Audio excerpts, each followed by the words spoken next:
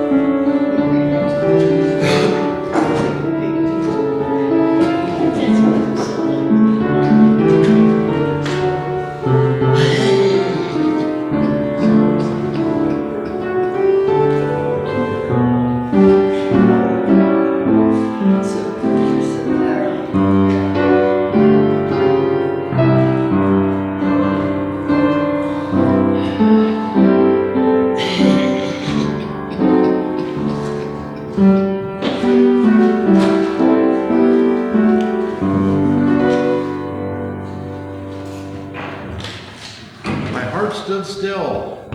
A nice, gentle hymn song to start with. Glad to have everybody here. Cecil, how you feeling better? Good. Well, we'll talk up so you can hear, hopefully. If you can't, just wave and I'll even talk louder. All right, our chalice lighting. Come One, Come All by Ian W. Riddell. Come one, come all. Come with your missing pieces and your extra screws. Come with your hard edges and your soft spots. Come with your bowed heads and upright spines. Come all you flamboyant and drab, verbose and quiet fidgeting and lethargic. All you with large vision and tender hearts, all you with small courage and tender fears. Bring your lisp and your stutter and your song. Bring your gravel and your drawl and your lilt. Bring your anger and your joy and your righteous indignation. Misfits and conformists and everyone in between, come into this space and be welcome. Bring who you are. Bring where you've traveled. Bring what you long for, and let us worship together. We're talking about prayer coverings, and as I said earlier, this kind of started out last week. Tara talked about prayer coverings at New Carlisle with the Brethren tradition. And I started out on that and kind of wandered, as is usual for me, wandered off in any little direction that piqued my interest. One of the things I found really interesting was prayer coverings are basically a covering of the head. We read 1 Corinthians that says men are not to cover their head, and yet men do. Even if you've noticed in the Catholic Church, the Pope always has a covering. Interestingly enough, I finally noticed that Jewish men cover their head with the little doily, the little kappa. The cardinals, if you notice, also have the same covering in red. So it is a pretty common distinction, a pretty common habit for people to be into. And until we got to the 60s, everybody covered their head. Women wore hats. Actually, let's mention the Derby yesterday. Golden Tempo. 23-1. Anybody watch the race? Golden Tempo was last out of the chute and still won the race. A pretty amazing run. And I think Golden Tempo was only run like 5 or 6 races in the history, and I think won 2 and finished second in 1 or 2 and third or fourth in another one. So that's the reason the odds were so high. Interestingly enough, I think the horse that got second or third, the odds were like 70-1, weren't they? Was that the second or third? First woman-owned horse to win the Derby? Yes, Golden Tempo has a woman trainer. That's the first women trainer to train a horse for the Derby. So lots of firsts. Also, if you saw the race, interestingly enough, when they were loading the starting gates, one of the horses reared up, fell over, and luckily didn't fall on the jockey, but they didn't have a chance to do a veterinary check, so they scratched that horse. When they were leading him off the track, he seemed to be in fine shape, but you don't want to take a chance with a horse that's worth thousands and thousands, literally hundreds of thousands of dollars. So, all right, so anyway, that's how we got into this. The interesting thing was, and we're kind of going ahead of ourselves here, but everybody wore hats. Women wore hats, and the way I started out was in the Derby, there's some kind of weird tradition with the weirdest hats you've ever seen. Yeah. But even before that time, in the 40s and 50s, women always wore hats, pillbox, weird little berets, all kinds of hats, and men always wore hats of different kinds. And you've got an example of many of them here. Somewhere down through here, I think I cataloged a few of them, but there are just hundreds of different styles of hats, from the Raiders of the Lost Ark, that kind of fedora type hat, which people are familiar with. But there's bunches of other ones. So it made a pretty interesting, at least for me, pretty interesting discovery. All right, our opening hymn is number 86.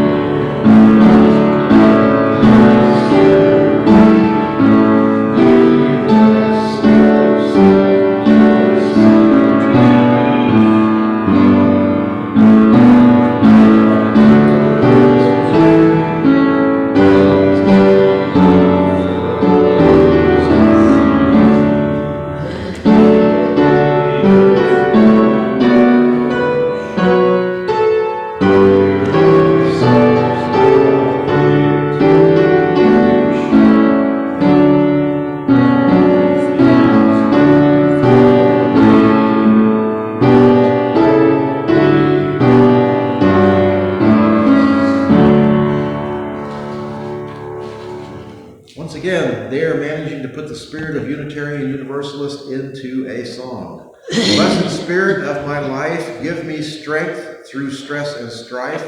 Help me live with dignity. Let me know serenity. Fill me with a vision. Clear my mind of fear and confusion when my thoughts flow restlessly. Let peace find a home in me. Spirit of great mystery, hear the still small voice in me. Help me live my wordless creed as I comfort those in need. Fill me with compassion, be the source of my intuition. Then, when life is done for me, let love be my legacy. Words to live by. Okay, our affirmation, Out of Our Yearning by Susan Manker Seal. For praying out loud, we speak to the God, the goddess, the spirit of life, the eternal. We speak to the mysterious thread that connects us to one another and to the universe. We speak to the deep vision at the center of our beings. We embody the yearnings of all people to touch each other more deeply, to hear each other more keenly, to see each other's joys and sorrows as our own, and know that we are not alone, unless we create solitude for ourselves. And even then, community awaits us. Out of our yearning, we have come to this religious community. May we help each other to proclaim the possibilities we see, to create the community we desire, to worship what is worthy in our lives, to teach the truth as we know it, and to serve with justice in all ways that we can, to the end that our yearning is assuaged and our lives fulfilled in one another. Let us go now into the silence of the faith that is unique to each of us and still the same. Let us be silent together for a moment. May peace be yours.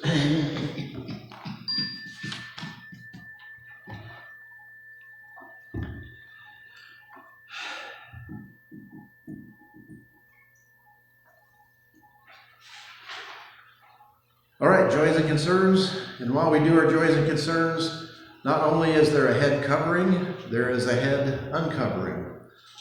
Very common for the ministry or the religious practitioners in the Middle Ages and before to actually shave their head in the center, called a tonsure. I'm not sure what the practicality or what the point of that was. Maybe it was the imprint that the halo left. I didn't sign any descriptions of that, but it's an interesting thing to point out, or to point out as to notify the public of someone's faith and their admittance or their sensation, their desire to be known as an adherent to one particular faith, much as the newer people who wear, like the nuns who wore the coverings, the Muslims who have the hijab or just the head coverings. That is a visible thing that you can see as you go down the street. You know who that person is just by the look. Amish caps, there's many of those, as we'll talk about in a little bit. All right, joys and concerns. Do we have any local?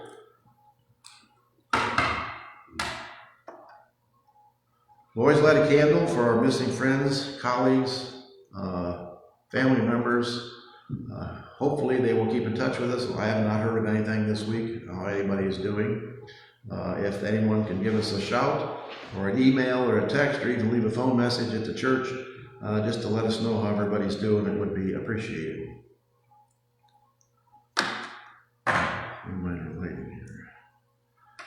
We always have a candle for Ukraine, for our sunflowers.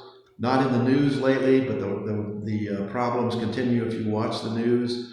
10, 14, 20, 30 people killed almost every night in Ukraine. The Russians continue to bomb Ukrainian cities, targeting electrical supplies, heating supplies.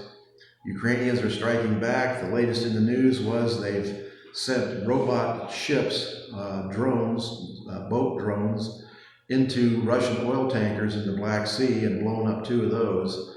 So they are not without their ability to respond. War continues, war after war after war. A sad state of human affairs. Israel and Palestine, actually, let's just do this as joys and concerns. Shot from behind and knocked down on the street. ABC's Thomas Burridge from Tel Aviv tonight. Tonight, shocking video of a man attacking a nun in Jerusalem. In what police suspected racially motivated attack. Surveillance footage showing the man running towards the nun Tuesday and violently pushing her to the ground. The suspect initially walking off and then returning to kick the woman as she lay on the ground. Bystanders then intervening to stop the attack. That is not just a woman. Who was that? Did anybody see this on the news? This was on multiple stations. That was on ABC. It's a nun walking in Jerusalem. An Israeli man ran up, knocked her down, and then came back and kicked her on the ground. What? And that's a settler, and that person supposedly has been arrested. And I bring this to you every week because every week there is a new incidents of just atrocity against the Palestinians, against the Christians, and that's what I keep bringing up to you. It's not just the Palestinians and the Muslims, the Israeli settlers, the fundamentalist, hardcore, radical Israelis, Jews, they're torturing and tormenting anybody of a different faith. It's in their city. They want their city to be only their own. So radicalism exists in every religion. It exists in every culture. It exists in every belief pattern.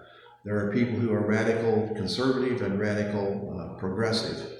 And anything that attacks other people, particularly for a nun walking down the street and then come up afterwards and kick her when she's down, what is the mentality that's sponsoring that? What are the people being taught to think that that is the correct way of acting? And if we would continue with that, they continued on that thing with a security camera in front of the cathedral in Jerusalem with an Israeli settler coming up spitting on the door and looking up at the camera and making the sign of the cross and then spitting on the door again. They know they're being filmed. They know it's intentional. And I do not understand that. I truly do not understand that.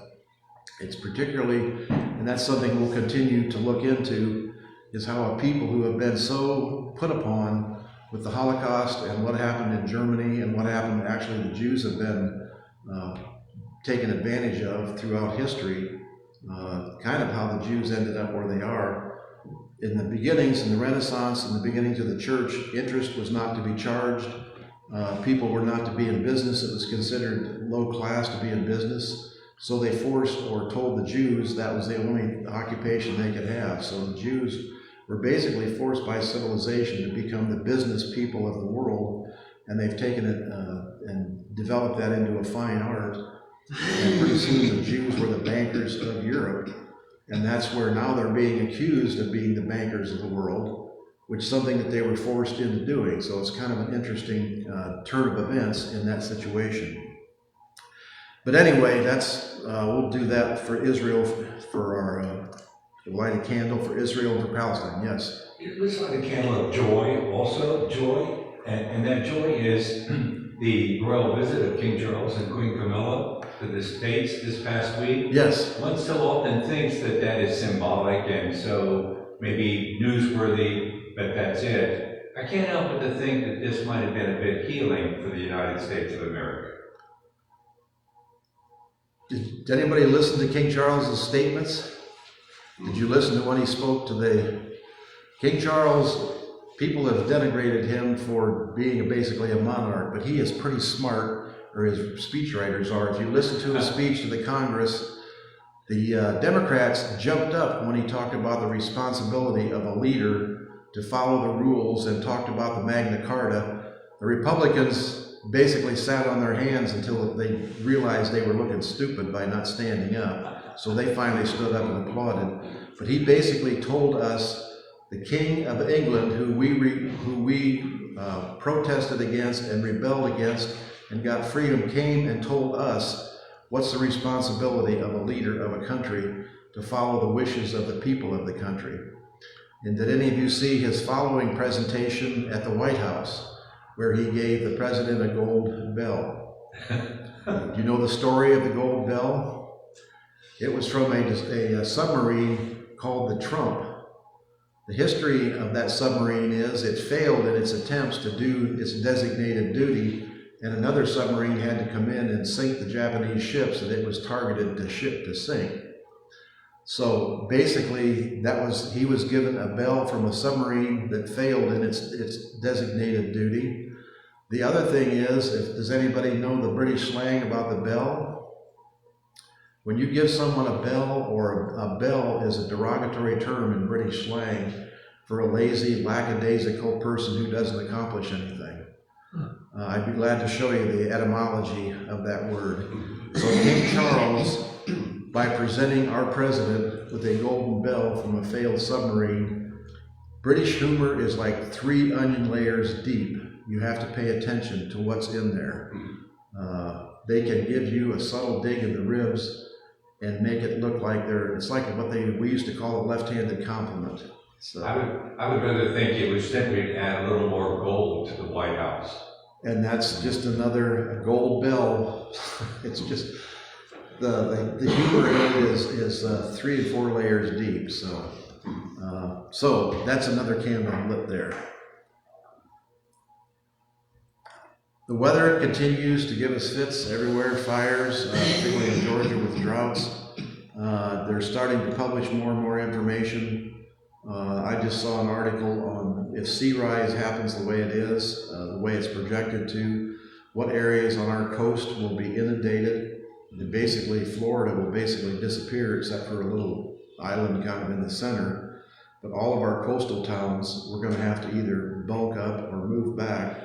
So the real estate business in the year 2100 is going to be really interesting.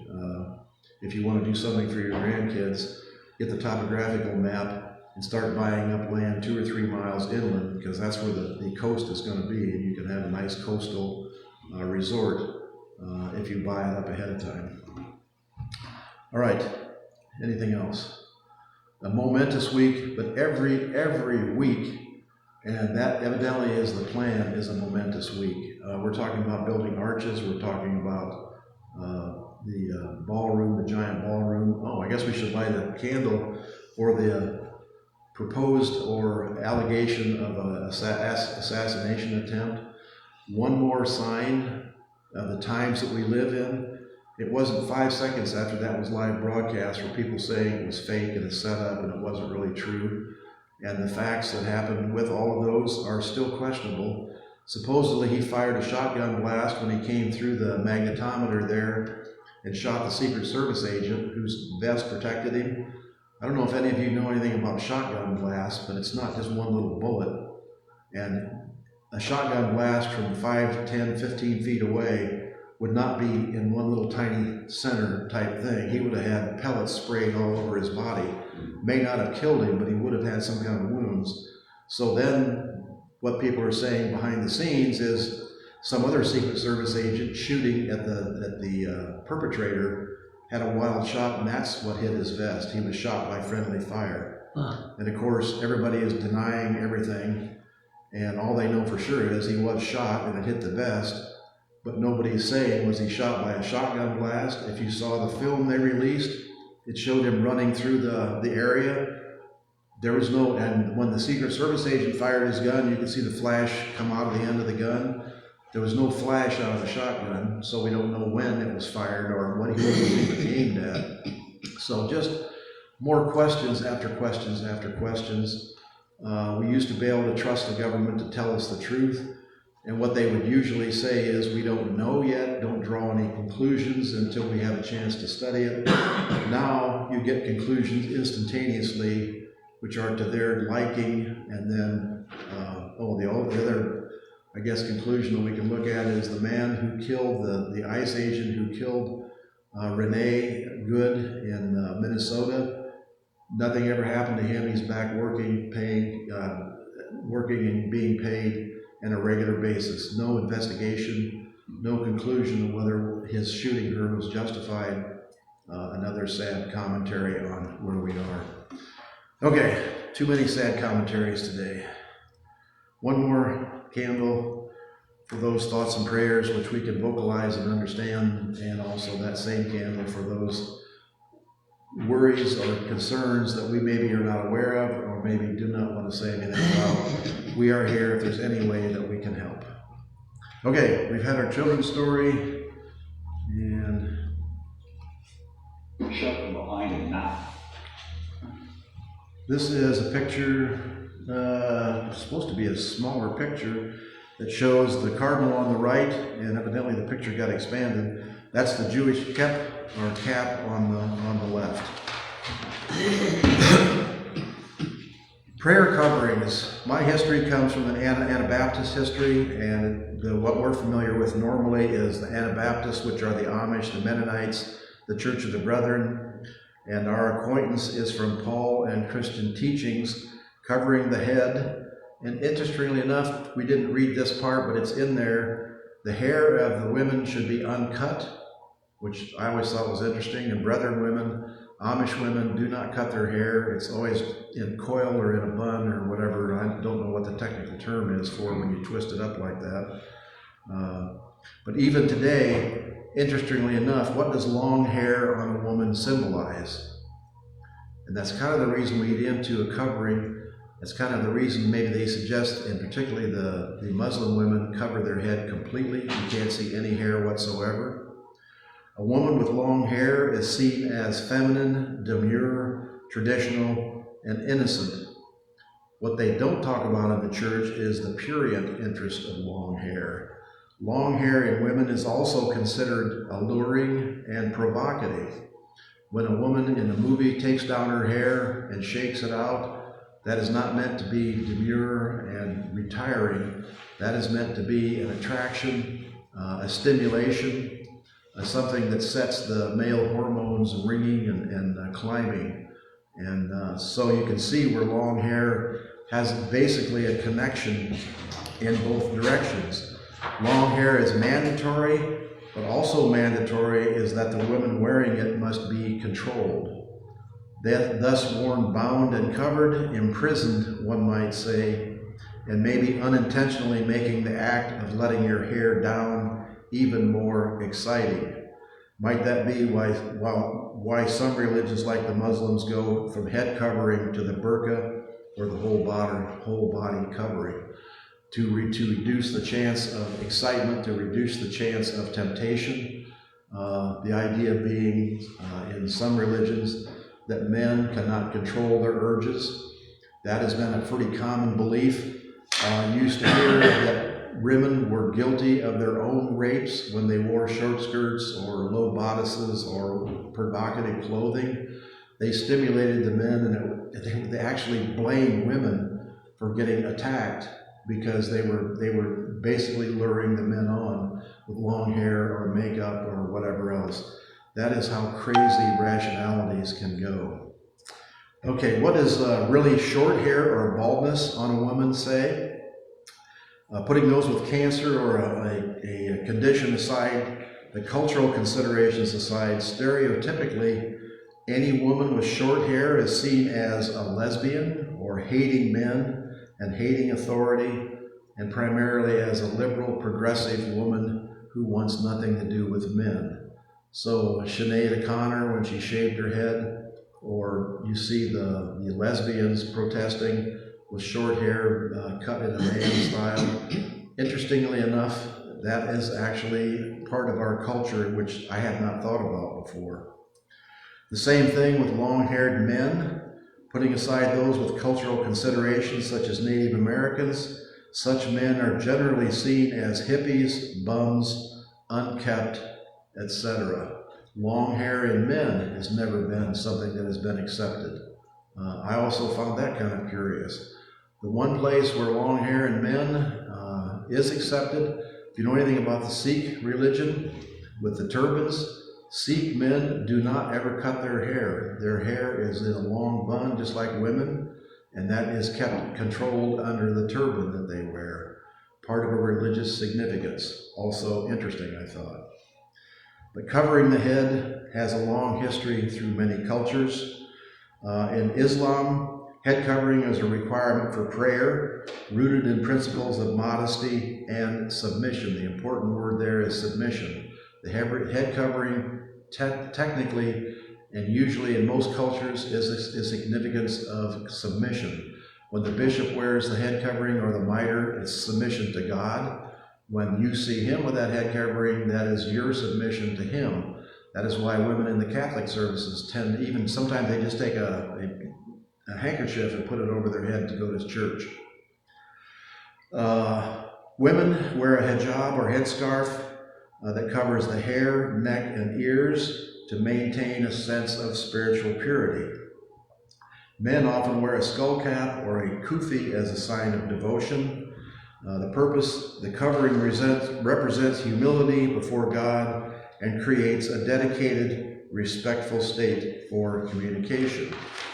In Judaism, the head covering is a prominent practice in Jewish law, especially for men during prayer. Men wear the kippah, yarmulke, or yarmulke to show reverence, recognizing God's presence above them. Married Orthodox women often cover their hair with a scarf, hat, or wig as a sign of modesty. But that was interesting. The Orthodox women actually wear wigs to cover their hair. That was something I was not aware of. Both men and women use the prayer shawl, and you'll see the more conservative Orthodox with the shawl over their head, a covering of head when you worship God. That is a culturally, a historical significance that I don't think has any basis in reality. There's no real reason to cover your head other than to show submission to God. Christianity, head coverings are practiced very heavily depending on the denomination, often rooted in 1 Corinthians, which encourages women to cover their heads while praying. The Orthodox and Eastern religions, women traditionally cover their heads with a scarf, often white, during services. For Catholics, the women wore a chapel veil or a mantilla. That is more of a Spanish type thing. That's the almost lace type thing they wore over their heads. While less common in the West, it is still practiced, particularly in traditionalist communities. The cardinals have a cap, the nuns have the wimple, which nobody has really compared it to the Muslims, but not only does it cover the head and the hair, if you notice the wimple goes completely around the face, just like the hijab, and covers everything but the actual face itself. That was standard practice in the Catholic religion for generations, for hundreds of years. And some women's, not the seminaries, but what's the word I'm looking for? Convents still require that. So I thought that was pretty interesting. Anabaptist, which is Amish and Mennonite, women wear a prayer covering, a cap. It spells K-A-P-P throughout the day, removing it only in the evening. Tradition varies. Pretty much it's slowly disappearing. In the Church of the Brethren, there is a conservative group called the Brethren Revival Fellowship, which doesn't believe in women's preaching, they don't even believe in women being ordained, which made the annual conference for the Church of the Brethren pretty interesting for my wife over the number of years. They are the only ones who retain the wearing of the cap. Tara wears it. She used to wear it pretty frequently, and particularly she still does wear it during foot washing ceremony, which is the before Easter. And I can give you a description of that sometime if you would be interested in it. They actually have a meal, and then they actually wash feet. Basically, the men wash the men's feet, and the women wash the women's feet. If you notice the old Amish and actually the older Brethren services, the men sat on one side of the church and the women sat on the other side of the church. So there was no temptation to mix, as they would say. Anyway, that history is slowly disappearing, but the long hair for women is also another tradition for the Amish, the Mennonites, and the Brethren. For the men, something I'm sure you're aware of but maybe haven't thought about is the famous bowl haircut. That is something that is brought about by the church. I don't think they use a bowl, but they basically just cut in a circle around, which works pretty good if you have straight hair, but it's kind of weird if you have curly hair, because it's kind of hard to get a bowl. I think if you get your hair wet, it hangs down, and then you cut it in the bowl and then see what happens afterwards. Interestingly enough, I have not seen very many Amish with curly hair. I don't know whether that's a trait that's genetically kind of brought with them, but you don't, if you think about it, you've not seen very many Amish with hair that's all over the place. And it's long hair because it comes down to the ears and all the way around the head. The other thing is, men cover their head, but they cover it with a hat. That's basically set up by the church, the bishop, or whatever particular group that they worship with, which theirs is kind of a geographic thing. Covers usually 50 or 60, 70 families. They basically do not have a church. The churches you see are Mennonite churches. The Amish, basically buggies, you'll see on a Sunday, every other Sunday. They don't worship every Sunday. They will drive their buggies to one person's house, and that's where worship will be the whole day. They spend the entire day there. They have church services twice. They have a meal in the middle. The kids go out and play badminton or baseball or whatever sports that they want to play. You'll see all the buggies and the horses there. Before the church service, you'll see a wagon that has benches.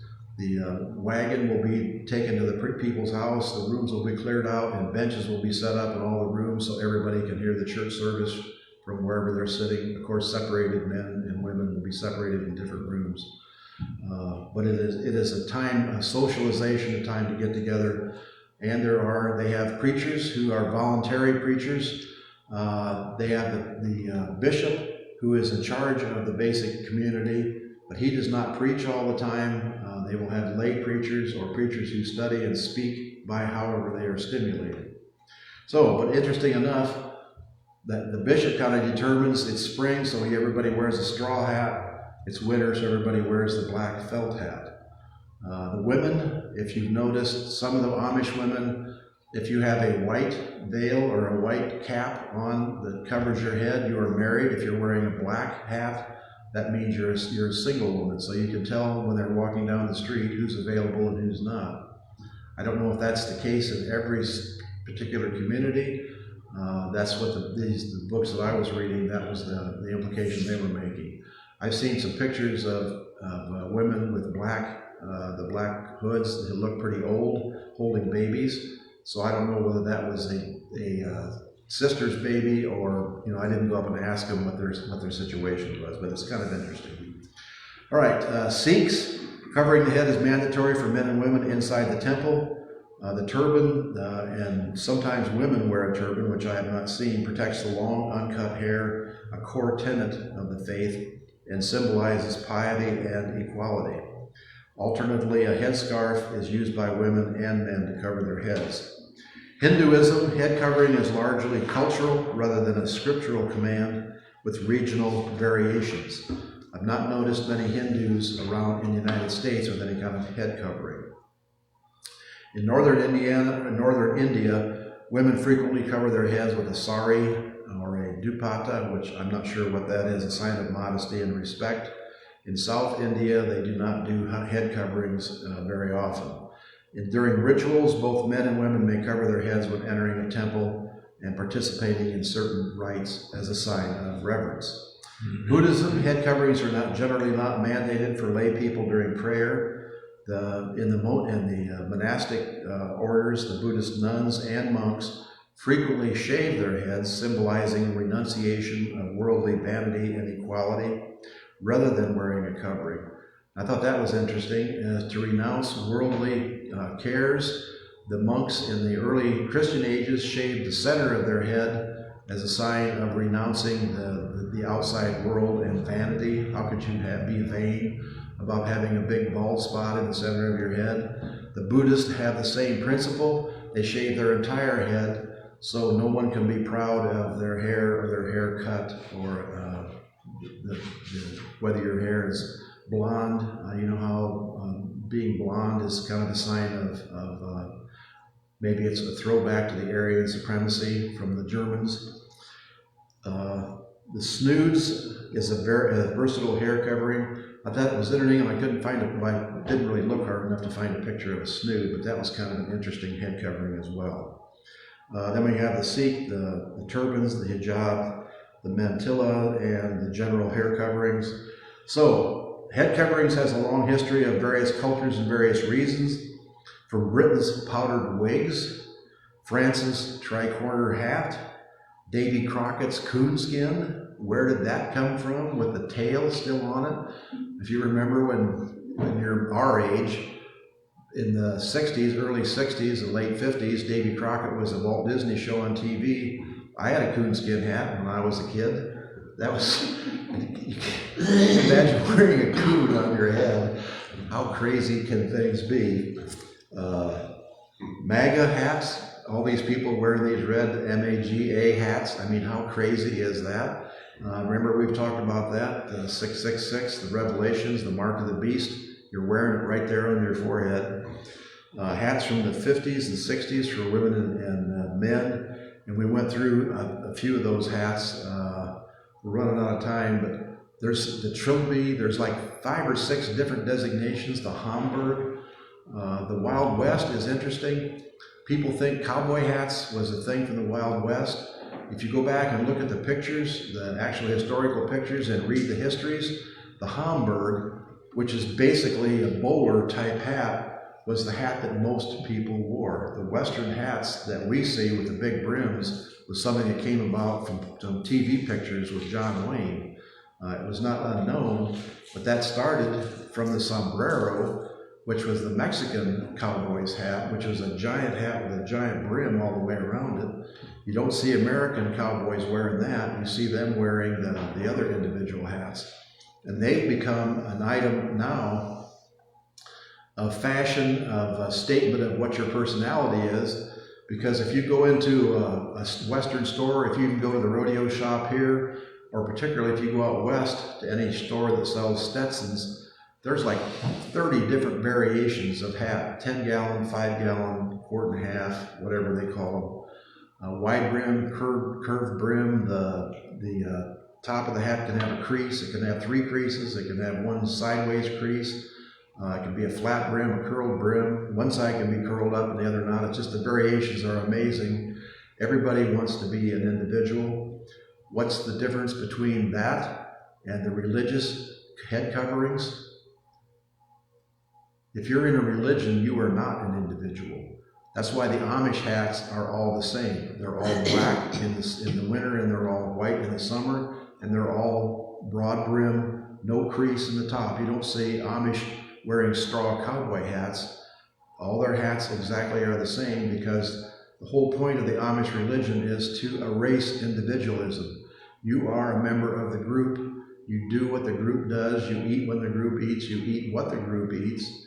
You say what the group says. You basically do what the group does. That is the conformity that comes with religion, which is the contrast or the complex kind of fight that goes on between people who want to be individuals and then want to be part of a group. And that is where Unitarian Universalism kind of shines, I think, because you are welcome in the group, but you are encouraged to be an individual in the group. What is the one tenet that Unitarian Universalists follow? You can be anything you want, but you can't make other people be what you want. And that is the problem we're having with conservatives. They don't believe in abortion for themselves, so they want to prevent anybody else from having abortion. The newest thing they just passed was now you can't even get the methylprepsone by mail. They want to stop the transmission of the abortion pills by mail, and they've already made it almost impossible to find an OBGYN that will prescribe an abortion or perform an abortion. So individuality and individual choice is slowly disappearing. Okay, hats as symbols of authority and power. Then you come obviously to the crown, the Pope's mitre hat that he wears, the coal scuttle,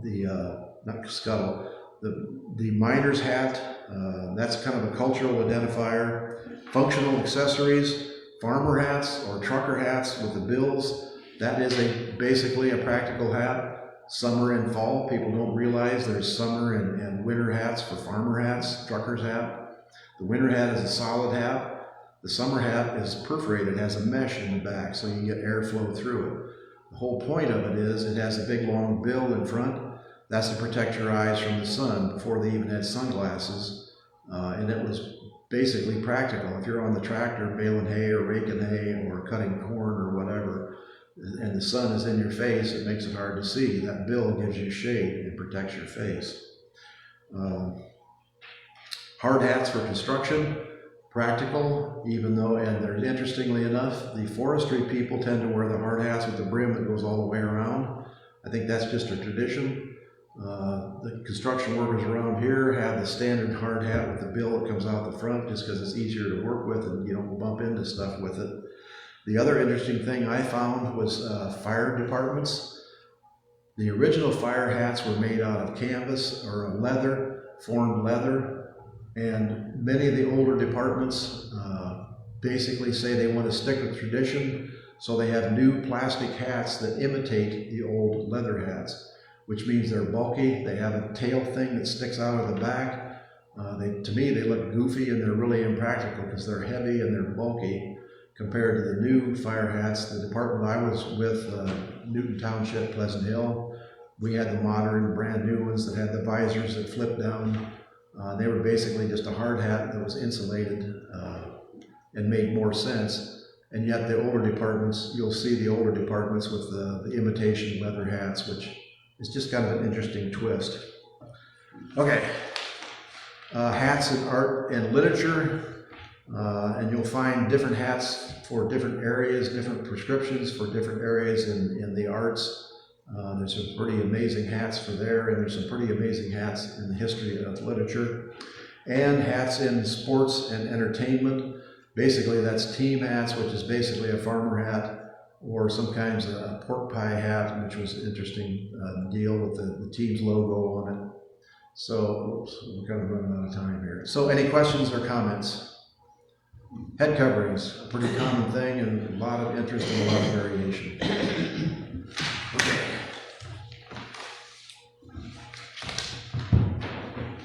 For our offering, we are going to hear, where's my sheet? No number tallies nature up. I'm not sure what that means, so we'll figure that out. Today is the first Sunday of the month, so if you have any extra, we have our fish designated plate down here as well.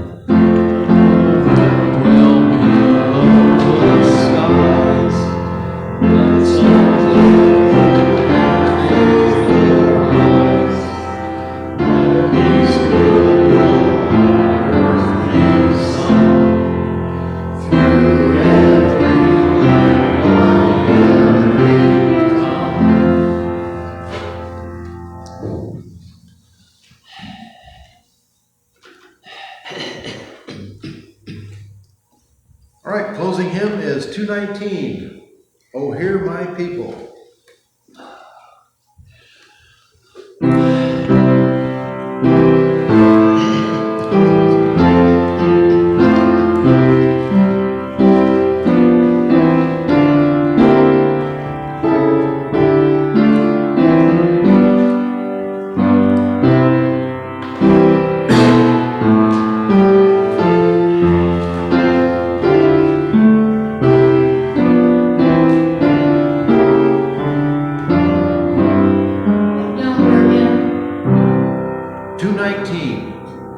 Thank you.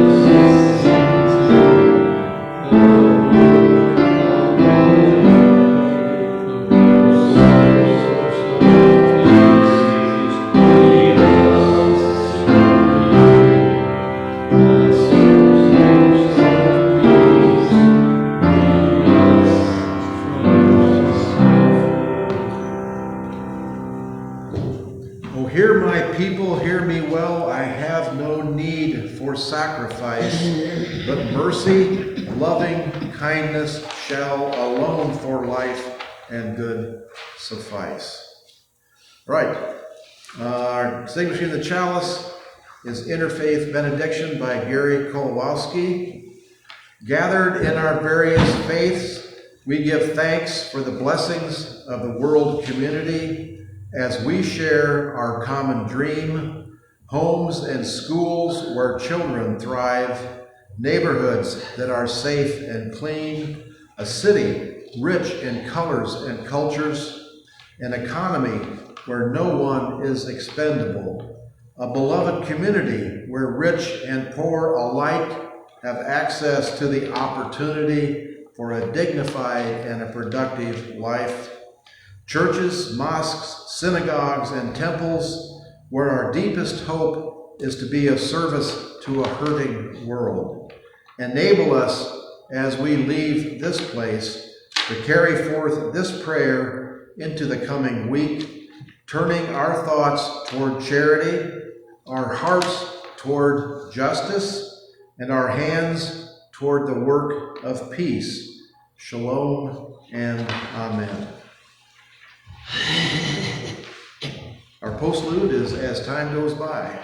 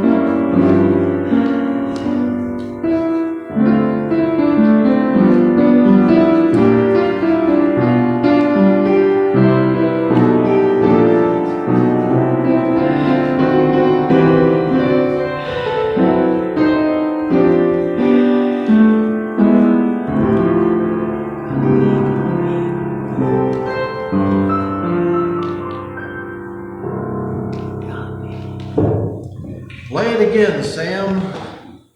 And Humphrey Bogart always wore a fedora, if you remember. All right, we leave our final candle lit as always for those absent friends and colleagues, and let's leave a candle lit for the hope of world peace, work for world peace. Our horse picture is naturally a horse in a hat. So, donuts and coffee. Have a good week. If we can do anything to help, let us know. If you have a desire to do anything to help, let us know. We have plenty for you to do. See you next week, I hope.